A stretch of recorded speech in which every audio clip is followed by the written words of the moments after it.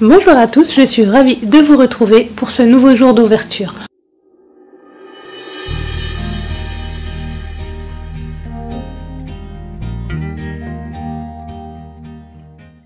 Vous allez donc découvrir cette vidéo le mardi 10 avril. Voyons voir, merci la moto, ce que m'a découvert, ce que m'a réservé ma binôme. Je crois qu'il faut que j'arrête de faire plusieurs vidéos d'affilée parce que je n'y arrive plus. Alors, 10 avril, si je me trompe pas. Où se cache le 10 avril?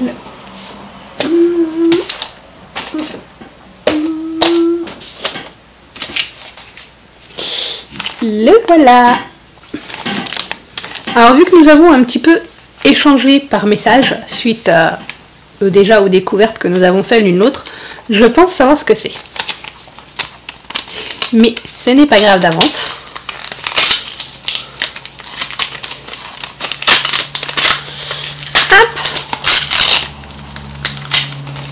Je suis allée à l'arrache là pour le papier. Oh là là.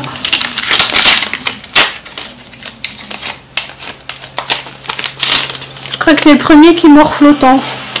Le pauvre. Il s'agit donc du tome 3 du Poids des secrets, Tsubame, de Aki Shimadaki. Donc quand on a discuté en fait entre nous suite aux ouvertures de ce que nous avons déjà découvert l'une l'autre, elle m'a dit qu'elle m'avait mis du coup toute la série en fait, les 4 tomes qui me manquaient dans ce Swaps. Mais regardez-moi ces belles couvertures qu'ils ont fait, franchement pour ces éditions, je trouve ces couvertures magnifiques. Elles sont vraiment très légères, très représentatives de cet univers.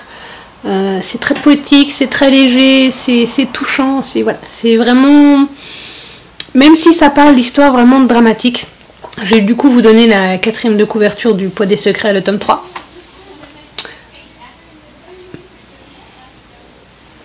Les pipelettes dehors. Lors du tremblement de terre de 1923 qui a dévasté la région du Kanto et entraîné plus de 4000 morts, la coréenne Yeon-chin Kim devient question de survie la japonaise Mariko Kanazawa. À la fin de sa vie, alors qu'elle est veuve, mère d'un chimiste et grand-mère de 3 petits-enfants, le mystère de sa naissance lui est dévoilé. Le prêtre catholique qui l'avait recueilli dans son église lors du tremblement de terre, surnommé Monsieur Tsubame, était-il l'instrument du destin qui a permis à cette hirondelle de s'élancer hors du nid? Donc vraiment, les couvertures sont vraiment représentatives de l'histoire. Ce texte-là, ce tome 3, c'était... en fait, j'ai lu que les 3 premiers tomes jusqu'à présent, et il fait partie des 3. Enfin, je crois que c'est le premier et le 3, les 2 que j'ai le plus aimé dans mes souvenirs. J'ai vraiment hâte de me refaire toute cette série. Je pense que je vais profiter de mes vacances en septembre pour vraiment me replonger dans le Poids des secrets, les 5 tomes, à la suite cette fois-ci. Alors, je n'ai pas lu le petit mot qu'elle m'a mis, et elle m'a remis un petit hérisson tout mimi. Couverture superbe, effectivement, cette maison d'édition sort souvent de plus beaux livres.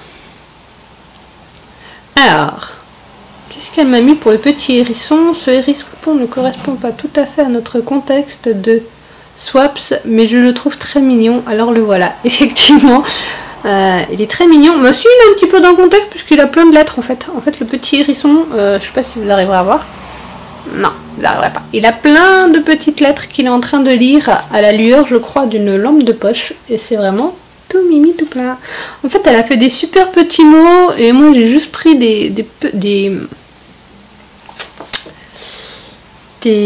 feuilles cartonnées à petits carreaux, et j'ai juste écrit mes petits mots rapidement que j'ai glissé dans des petites enveloppes. Oh, mais elle a fait ça tellement bien. Oh, j'ai honte, j'ai honte. Merci, merci Myrtille, je te fais de gros bisous, je vous en fais à tous et je vous dis à demain pour de nouvelles découvertes. Ciao, ciao.